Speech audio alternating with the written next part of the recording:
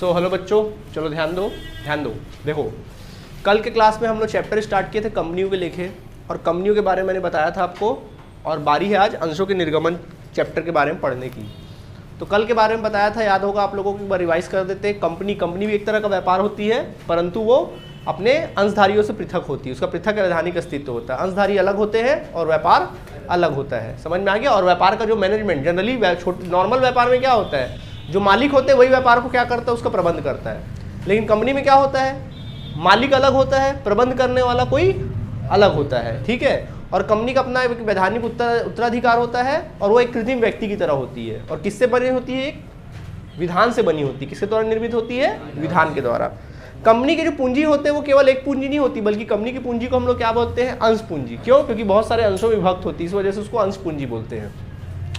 और आपको पढ़ाया गया था कि अंश दो प्रकार के होते हैं। एक कौन सा अंश होता है, समता अंश, और दूसरा कौन सा अंश होता है, पूर्वाधिकार अंश होता है। आया बात समझ में कि नहीं आया?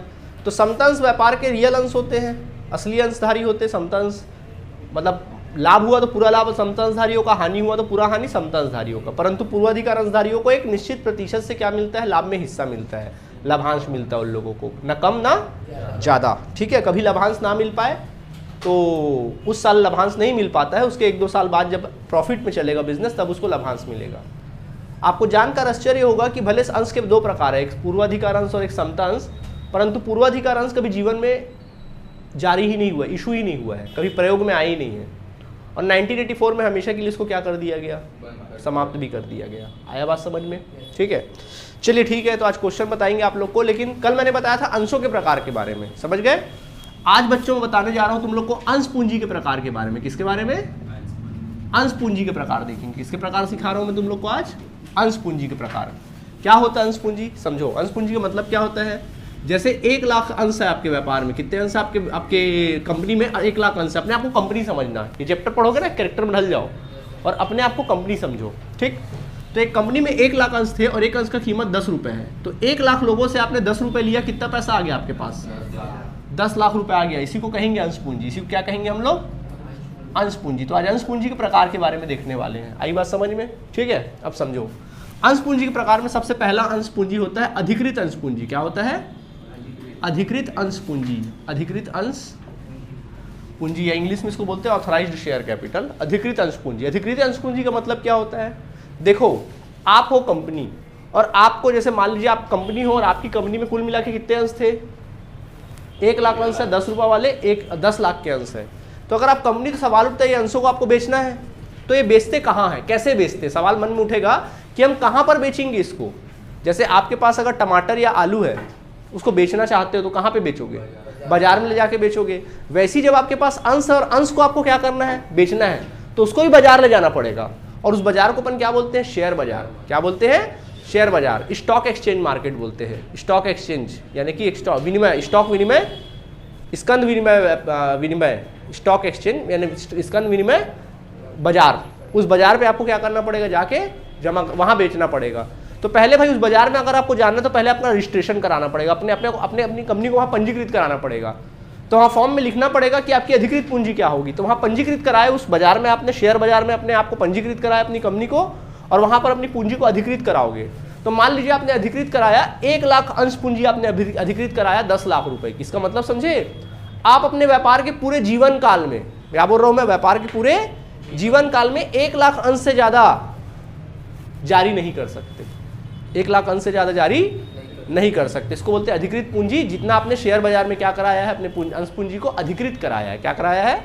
अधिकृत कराया है। इसको बोलते हैं अधिकृत। अधिकृत पूंजी मतलब क्या होता है कि आपने 1 लाख से ज्यादा कभी इशू नहीं कर सकते पूरे लाइफ टाइम में, ठीक है। अब आपके ऊपर है, जब आपको पैसे जरूरत पड़ेगी उसमें थोड़ा थोड़ा अंश जारी कर सकते हो। इसके बाद अगला होता है निर्गमित अंश पूंजी। क्या होता है? निर्गमित अंश पूंजी।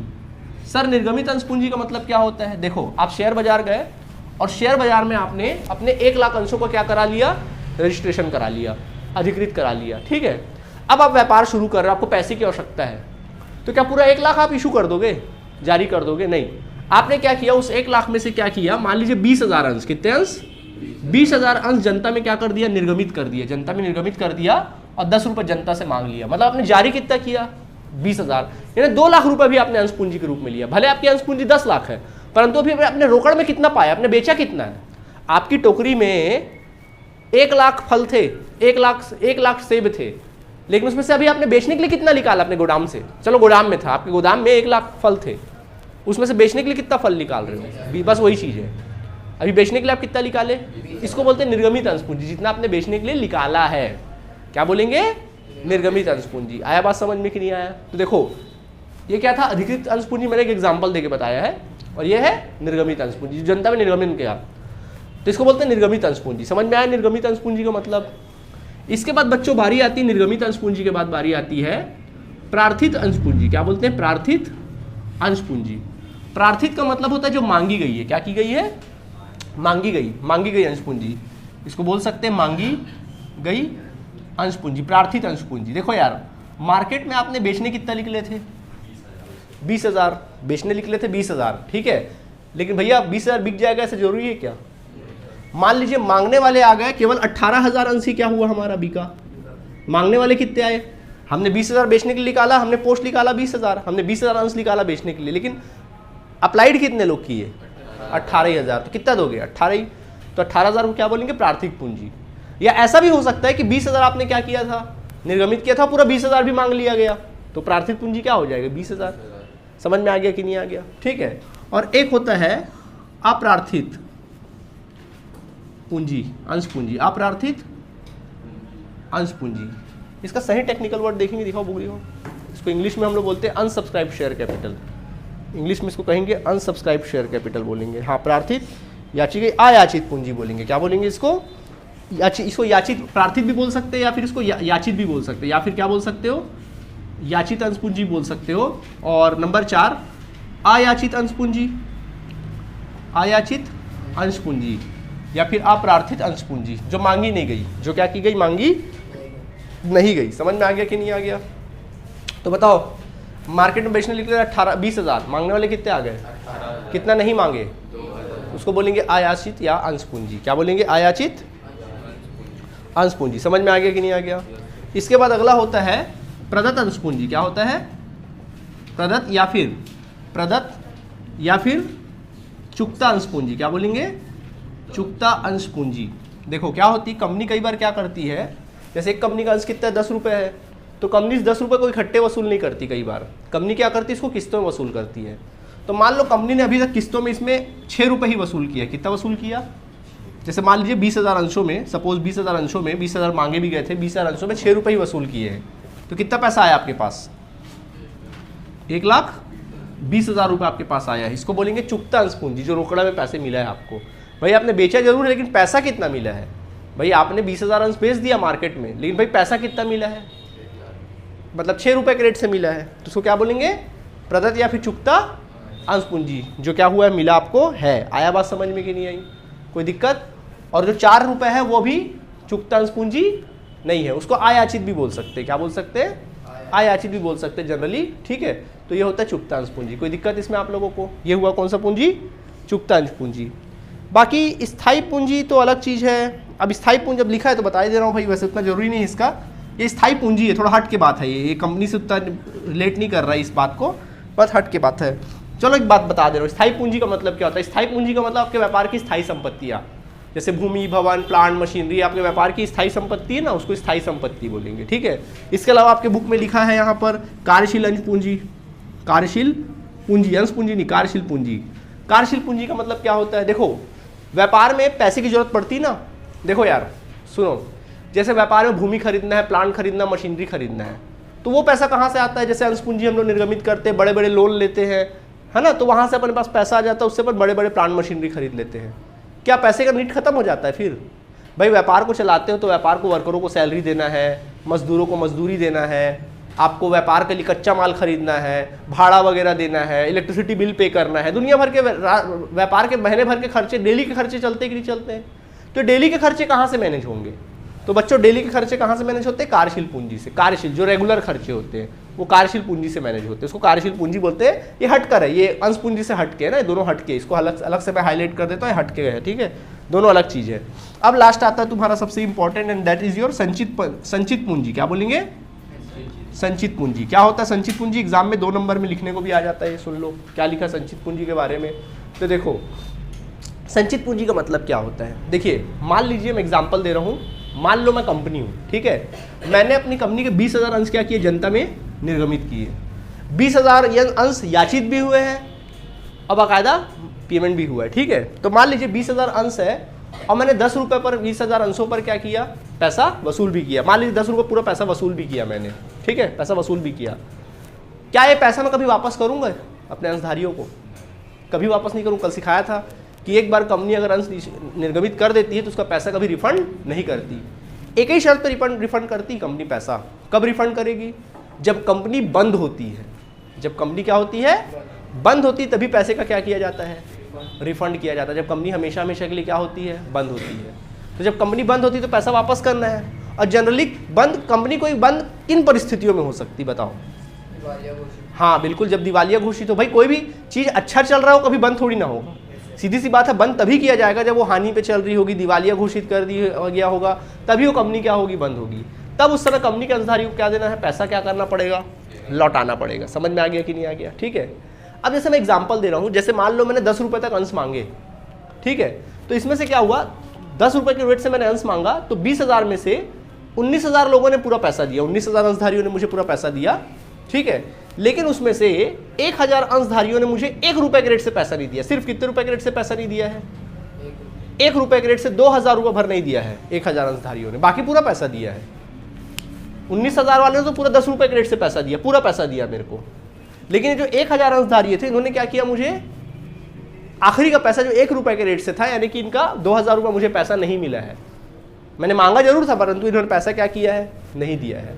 अब जब पैसा लौटाने की बारी आएगी तो बताओ मैं किसको पैसा दूंगा? जो पूरा दिए, रूल है कंपनी अधिनियम 2013 में रूल है कि 19 जो पैसा आपको पूरा पे किया है उन्हीं को आप पैसा क्या करेंगे, रिफंड करेंगे। जिसने 1 रुपये भी अगर आपको पैसा नहीं दिया, थोड़ा सा ही पैसा अगर नहीं दिया है, अंशदार पूरा पैसा दिया बट 1 रुपये भी अगर आपको नहीं दिया है, तो रूल के अकॉर्डिंग उसका पैसा कभी वापस नहीं दिया जाएगा, उसका पैसा वापस नहीं दिया जाएगा। आया बात समझ में कि नहीं आया? ठीक है, तो उसका पैसा कभी क्या करेंगे, वापस नहीं करेंगे। आई बात समझ में?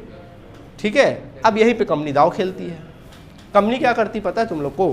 कंपनी को पता है कि मुझे पैसा क्या करना है, आगे चल के वापस करना है जब मैं हानि में चलूंगा। अब कंपनी जब हानि में चलेगी तो क्या उसके पास पैसा रहेगा? अंशधारियों को पैसा वापस करने के लिए पैसा तो रहेगा नहीं। यहीं पे दाव खेलती कंपनी। कंपनी क्या करती, जैसे कंपनी का 10 रुपये का अंश पूंजी है तो कंपनी अपने अंशधारियों से कितना मांगती पता है? जीवन भर कितना मांगती? सिर्फ 8 रुपये तक मांगी। मान लो एग्जाम्पल दे रहा हूँ, कितना मांगी? 8 रुपये मांगी। 2 रुपये रोक कर रखी, 2 रुपये नहीं मांगी है, 2 रुपये नहीं मांगा, ठीक है, 2 रुपये कभी नहीं मांगा। कंपनी ने क्या सोच के रखा पता है, इस 2 रुपये कब मांगूंगा, जब मेरी कंपनी बंद होगी।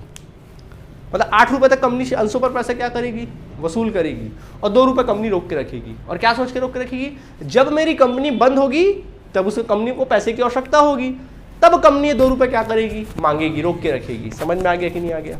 अब जब कंपनी बंद होने वाली है, अब कंपनी क्या होने वाली है, बंद। अब मैं अपने 20,000 अंशधारियों से मांग रहा हूँ, यार वो 2 रुपये मैं नहीं मांगा था, लाओ जमा करो। करोगे जमा? क्यों करोगे? नहीं करेंगे। क्योंकि कंपनी तो आप देख रहे हो हानि में चल रही है। मेरा 8 रुपये लगाया हुआ तो वैसे ही डूब रहा है, कितना वापस करेगी कंपनी मुझे? अगर वापस भी करेगी 3 रुपये 4 रुपये तो वापस होगा भाई। वापस भी कितना होगा? अगर वो कंपनी कायदे से वापस भी करेगी तो 3-4 रुपये ही वापस होगा, पैसा कट के ही वापस होना है। तो क्या भाई आपको तो वैसे ही 8 रुपये गए ही है, क्या 2 रुपये और दोगे? नहीं दोगे। क्योंकि भाई आप क्या करोगे, अपना 8 रुपये मतलब आप क्या करोगे, अपना 4-5 रुपये बचाने के चक्कर में 8 रुपये तो गए ही गए यार, 2 रुपये बचाने के चक्कर में आप बोलोगे यार मैं उधर क्या 1 रुपये पाऊंगा, इससे अच्छा 2 रुपये भी क्यों गवाऊँ। तो उसको बचाने के चक्कर में क्या करेगा, साझेदारी बोलेगा भाई वैसी कंपनी हानि में चल रही, मैं तो पैसा नहीं देने वाला। तो कंपनी को पैसा क्या करते, लास्ट में नहीं देते। तो लास्ट में कंपनी को पैसा क्या किए, कुछ लोग दिए कुछ लोग नहीं भी दिए। तो कंपनी वहाँ पे क्या हो गई, बच के निकल गई। अंशधारियों ने पैसा नहीं दिया तो कंपनी उनका पैसा लौटाएगी भी नहीं, तो कंपनी बच के निकल गई। तो कंपनी क्या करती, कुछ कंपनियाँ क्या करती, जैसे कंपनी 10 रुपये का अंश है तो उसमें क्या करती, 8 ही रुपये तक मांगती है। कितने रुपये तक मांगती है, 8 रुपये तक मांगती है। 2 रुपये क्या करती है, अंतिम दिन तक, मतलब कंपनी के लाइफ टाइम के आखिरी दिनों तक नहीं मांगती है। ये तब मांगती है जब कंपनी क्या होती है, बंद होती है, तभी मांगेगी। तो ऐसी पूंजी को क्या बोलेंगे, 2 रुपये जो है संचित पूंजी बोलेंगे। क्या बोलेंगे, संचित पूंजी। इसको कंपनी जीवन के आखिरी काल तक नहीं मांगती। कब मांगेगी, जब कंपनी क्या होगी, बंद होगी, तब इसको क्या करेगी, मांगेगी। इसको बोलते हैं संचित पूंजी, या फिर इसको आरक्षित पूंजी भी कहा जाता है। क्या कहा जाता है, या फिर आरक्षित पूंजी भी कहा जाता है। तो ये अंश पूंजी कुछ प्रकार थे। क्लियर हुआ कि नहीं हुआ? ध्यान रहेगा इस चीज का, ठीक है। तो आपको मतलब किससे रहेगा पता है, क्वेश्चन जब बनाओगे तो आपको मतलब रहेगा निर्गमित पूंजी से। जब भी क्वेश्चन पढ़ोगे आपको मतलब किससे रहेगा, कितना कंपनी ने बेचा है। और दूसरा मतलब रहेगा प्रार्थित पूंजी से कितना मांगा गया है, कितना मांगा गया है, ये ध्यान रखना है। क्लियर है आप सभी को, ठीक है, नोट करिए। ओके स्टूडेंट्स, चलिए समझिए। देखिए, तो अब मैं आपको अंशों का निर्गमन के बारे में बताऊंगा। तो देखो, मैंने आपको सिखाया आपको अंशों का निर्गमन। अब मेन चीज हम लोग प्रैक्टिकल बातें पढ़ने वाले हैं अंशों का, किसके बारे में, निर्गमन के बारे में। तो सबसे पहले अपने आपको कंपनी मानना पड़ेगा। आप कौन हो, कंपनी। आप क्या करते हो, जनता में, मान लीजिए आपने अपनी कंपनी के 10,000 अंश क्या किया, निर्गमित किया जनता में, 10 रुपये वाले, ठीक है। ये जनता है, ठीक, ये जनता है। जैसे रेलवे क्या करती, कई बार पोस्ट निकालती कि नहीं निकालती, गवर्नमेंट पोस्ट निकालती ना नौकरी के लिए, तो बताती कि देखो भाई मैं 10,000 पोस्ट निकाल रहा हूँ। तो अगर आप नौकरी करने के इच्छुक हो तो क्या करोगे, आवेदन पत्र दोगे। तो वैसे ही कंपनी क्या करती है, 10,000 अंश निर्गमित के लिए जनता में कितने रुपए वाला, 10 रुपये वाला। तो जनता जिसको अंश चाहिए वो क्या करेगी, कंपनी को आवेदन करेगी कि भैया मुझे अंश क्या करना है, खरीदना है, चाहती है। तो वो कंपनी को क्या करेगी, आवेदन पत्र भेजेगी। क्या भेजेगी, आवेदन पत्र भेजेगी, ठीक है, आवेदन पत्र भेजेगी। और उस आवेदन पत्र में 10 रुपये फीस जो था ना, कंपनी का अंश का पैसा था 10 रुपये, उस लिफाफे में डाल के क्या करेगी, कंपनी को क्या करेगी, भेजेगी। और कंपनी फिर क्या करेगी, जिससे पैसा मिला, कंपनी के पास पैसा आ गया कि नहीं आ गया। और जैसे ही कंपनी के पास पैसा आया तो कंपनी उनको अपने अंश पत्र क्या कर देगी, निर्गमित कर देगी। उसको जिन लोगों ने उनको पैसा दिया है उनको अंश पत्र क्या कर देगी, निर्गमित कर देगी। सिंपल सी कहानी है, कोई परेशानी यहाँ तक आप लोगों को नहीं है, ठीक। तो 10,000 अंश के लिए कंपनी ने क्या किया, जनता में 10,000 अंश निर्गमित किया। जनता को जैसे ही पता चला तो जनता ने क्या किया, पत्र में आवेदन पत्र क्या किया, अपनी खरीदने की इच्छा प्रकट की और आवेदन पत्र में 10 रुपये जमा करके क्या किया, कंपनी को दिया। कंपनी के पास जैसे ही पैसा आया तो कंपनी ने जिन्होंने पैसा दिया है, जिन्होंने आवेदन किया है, उनको अंश क्या कर दिया, निर्गमित कर दिया। कहानी खत्म, ठीक। इसी चीज को आपको पूरा चैप्टर में क्या करना है, पढ़ना है कि कैसे एंट्री की जाती है, कैसे उसका एंट्री करना है, सारी चीजें पढ़ोगे। तो सबसे पहले बच्चों मैं एक बात बता दे रहा हूँ आप लोगों को, अंशों के निर्गमन के चरण क्या है। तो जब आप कंपनी बनते हो तो अंशों का निर्गमन आप किस प्रकार करते हो उसके बारे में आज बात करेंगे, अंशों के निर्गमन के चरण। तो देखो किस प्रकार निर्गमन करोगे। सबसे पहला चरण होता है प्रविवरण जारी करना। क्या होता है, कंपनी सबसे पहले क्या जारी करती है, प्रविवरण जारी करना। कंपनी प्रविवरण जारी करती है, प्रविवरण मतलब विज्ञापन करती है। भाई कंपनी जनता को बताती है कि भाई मैं अपनी 10,000 अंश जनता में निर्गमित करने वाला हूँ। तो कैसे बताएगा कंपनी, एडवर्टाइजमेंट के माध्यम से, न्यूज़पेपर हो सकता है, टेलीविज़न हो सकता है, आजकल तो मोबाइल फ़ोन है, ऐप्स है, तो उसके जरिए क्या कर सकते हैं, बता सकते हैं। तो प्रविवरण जारी करना, जैसी प्रविवरण जारी करती है कंपनी तो लोगों को पता चलता है। तो लोगों को जैसे ही पता चलता है तो लोग क्या करते हैं, आवेदन का पैसा जमा करते हैं ना। तो लिखेंगे आवेदन राशि, अंशों पर आवेदन राशि प्राप्त करना। क्या लिखेंगे, अंशों पर जनता से आवेदन राशि प्राप्त करना, जनता में निर्गमित करना। और जनता को जैसे ही पता चलेगा तो जनता क्या करेगी, आवेदन राशि देगी। तो अंशों पर जनता से आवेदन राशि प्राप्त करना। तो अब आपने क्या किया, आप कंपनी हो, आपने जनता से आवेदन राशि क्या कर लिया, प्राप्त कर लिया। जैसी आवेदन राशि प्राप्त किया अब आपका क्या फर्ज बन जाता है, आपका फर्ज बन जाता है कि जनता में अंशों का क्या करना है, निर्गमित करना है, ठीक है। तो जनता में क्या करोगे, अब जनता क्या करोगे, अंशों का आवंटन। जनता क्या करोगे, अंशों का आवंटन। जनता में अंशों का क्या कर दिया, जिन्होंने पैसा दिया था उनको जनता का आवंटन, आवंटन मतलब बांट दिया आपने। और जैसे ही बांटा तो जो अब तक जनता थे वो जनता अब आपके क्या बन गए, अंशधारी, आपके व्यापार के मालिक बन गए। क्या बन गए, अंशधारी बन गए। आया बात समझ में कि नहीं आया, बिल्कुल सिंपल है। सबसे पहले क्या करोगे, अंशों को प्रविवरण जारी करोगे। उसके बाद जैसी प्रविवरण जारी करोगे लोगों को पता चलेगा, आपके पास आवेदन का पैसा आएगा। जैसी आवेदन का पैसा आया, जिसने आवेदन किया है अब अपने हिसाब से आप उनको अंशों का क्या कर दोगे, आवंटन कर दोगे, बांट दोगे। बांट दिए, जैसे ही बांटे तो कल तक जो जनता थे आपके लिए अब आपके लिए क्या बन गए, वो अंशधारी बन गए। कोई दिक्कत इसमें आप लोगों को नहीं है। तो ये होता है अंशों का निर्गमन। अब देखो कंपनी ना अंशों का जब निर्गमन करती है, अंशों का निर्गमन करती है तो उसकी जो राशि होती है, उसके जो पैसे होते हैं उसको पाने का 2 तरीका होता है। 2 तरीके से अंशों का निर्गमन करती है जनरली कंपनी। सबसे पहला, जब एक मुश्त राशि पर निर्गमन, एक मुश्त राशि पर निर्गमन। कैसे, एक मुश्त राशि पर निर्गमन मतलब क्या है, जैसे एग्जांपल दिया मैंने कि जैसे मान लीजिए एक अंश कितने रुपए का है, 10 का है। तो एक मुश्त राशि पर निर्गमन मतलब एक मुश्त जो 10 रुपये राशि है पूरा एक साथ वसूल लेना। एक ही बार में पूरा 10 रुपये क्या कर ली कंपनी ने, वसूल लिया। तो किसके साथ वसूली की, आवेदन पर ही। तो उसने क्या किया, पूरा एक मुश्त राशि आवेदन पर ही क्या कर लिया, पूरी राशि, संपूर्ण राशि आवेदन पर वसूलना। इसका मतलब क्या हुआ, संपूर्ण राशि आवेदन पर वसूल लेना या प्राप्त कर लेना, वसूल लेना मतलब पूरा राशि 10 रुपये पूरा किस में वसूल लिया आपने, किस में वसूल लिया, आवेदन ही पर वसूल लिया। इसको बोलते हैं एक मुश्त पर निर्गमन। और दूसरा होता है आप लोगों का किस्तों में निर्गमन। किस में निर्गमन, किस्तों में निर्गमन, या किस्तों में वसूली बोल सकते हैं, किस्तों में निर्गमन। इसका मतलब क्या हुआ, देखो क्या होता है किस्तों में, क्या होता है कंपनी 10 रुपये का ना किस्तों में वसूल करती है। जैसे कैसे करेगी, जैसे क्या करेगी, 2 रुपये जो पैसा है ना उसको आवेदन पर वसूल कर लेगी। 2 रुपये किस पे वसूल कर ली, आवेदन के टाइप। कंपनी ने बोला भाई 10 रुपये का मैंने अंश निर्गमित किया है, 2 रुपये चलो आज जिसको जिसको चाहिए लाओ 2 रुपये जमा करो, तो 2 रुपये किस में वसूल कर ली, आवेदन पे। फिर कंपनी क्या करेगी, जैसे 3 रुपये क्या कर लिया उसने आवंटन के टाइम पे। अब जैसी कंपनी के पास आवेदन आया, अब कंपनी अंशों क्या करना चालू करेगी, बांटना चालू करेगी। तो कंपनी ने बांटने के समय में क्या कर लिया, अंशों का आवंटन कर रही थी, उस समय 3 रुपये क्या कर लिया, वसूल कर लिया।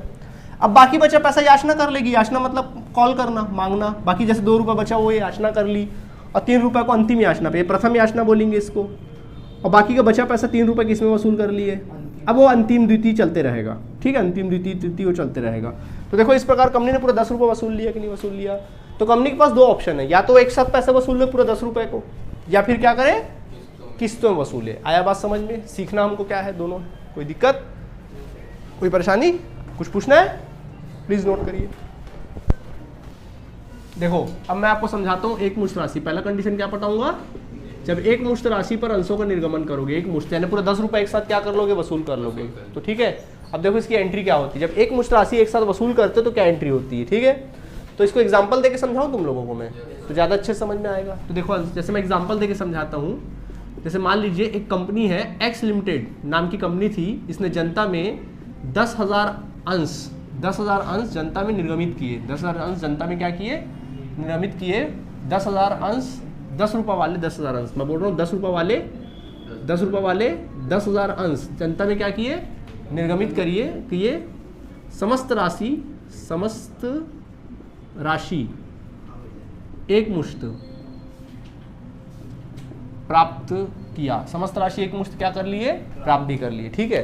तो 10,000 अंश जनता में निर्गमित किया और पूरी राशि एक साथ पैसा प्राप्त भी हो गया। अब इसकी एंट्री क्या करोगे, आप हो कंपनी, आपने जैसे ही अंश निर्गमित किया, पैसा क्या आया, आवेदन का पैसा आया, फर्स्ट पैसा किसका आ गया, आवेदन का पैसा आ गया। पैसा आ रहा है, जा रहा है, आ रहा है। तो पहला एंट्री बनेगा, पैसा आएगा तो बैंक खाता विकलन, यहाँ बैंक होगा ना, रोकड़ नहीं आएगा भैया, क्या आएगा, क्योंकि बैंक अपने सारे लेन देन बैंक में ही करती ना, रोकड़ से नहीं करती, कैशलेस ट्रांजेक्शन, ठीक है। तो क्या बोल रहे हैं हम, बैंक खाता विकलन, पैसा आया बैंक खाता विकलन, और कौन सा पैसा आया, आवेदन का। तो लिखेंगे अंश आवेदन खाते से, क्या लिख देना, अंश आवेदन खाते से। बैंक खाता विकलन अंश आवेदन खाते से पहली एंट्री बनती है। समझ में आ गया नहीं आ गया, ठीक है। बैंक खाता विकलन किससे, अंश आवेदन खाते से, ये आपको लिखना है, आवेदन का पैसा आ गया आपके पास। नरेशन लिख सकते हैं अंशों पर, नरेशन लिख सकते हैं अंशों पर आवेदन राशि की प्राप्ति, अंशों पर आवेदन राशि की प्राप्ति, अंशों के आवेदन राशि की क्या लिखेंगे, की प्राप्ति, अंशों पर आवेदन राशि की प्राप्ति, ठीक है, ये हो गया। ओके, ये पैसा आपके पास आ गया। अच्छा एक बात और, अगर अंश समता है तो सामने समता लगा देना, पूर्वाधिकार है तो पूर्वाधिकार लगा देना, बस और कुछ नहीं करना है, ठीक है। अब आ गया पैसा, लगा दे बिजनेस में, नहीं, रूल है, ये जो अंश आवेदन का पैसा है ना, इसको रूल है कि आपको अंश पूंजी खाते में ट्रांसफर करना पड़ेगा।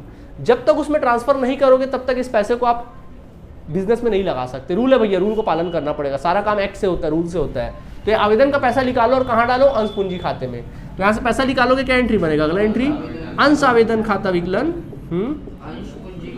अंश आवेदन खाता विकलन किससे, अंश पूंजी खाते से। अंश आवेदन खाता विकलन किससे, अंश पूंजी खाते से। समझ आया कि नहीं आया।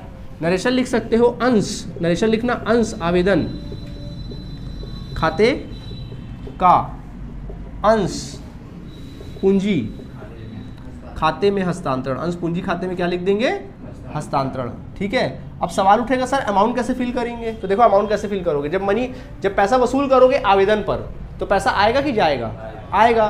तो कैसे करोगे, जितना अंशों की संख्या है ना, जितना अंशों की संख्या उससे अंशों का प्रतिमूल के साथ गुणा कर देना, अंशों की संख्या का प्रतिमूल के साथ क्या कर देना, गुणा कर देना, ठीक है। और वही पैसे को यहाँ पे लिख देना, यहाँ पर भी वही चीज, संख्या के साथ किसका गुणा करोगे, अंशों के प्रतिमूल्य का गुणा करोगे, ठीक है। तो क्या बोलो, फर्स्ट एंट्री बोलो, क्या होगा जल्दी बोलो, पहला, हाँ स्टेप याद हुआ, लगा दोगे पैसा बिजनेस में, नहीं, रूल है पहले ट्रांसफर करोगे, सब बोलो एक साथ, आवाज ही नहीं आया मुझे। ठीक है, कोई दिक्कत इसमें आप लोगों को नहीं है? तो ये एंट्री आप लोग करते हैं, ठीक है।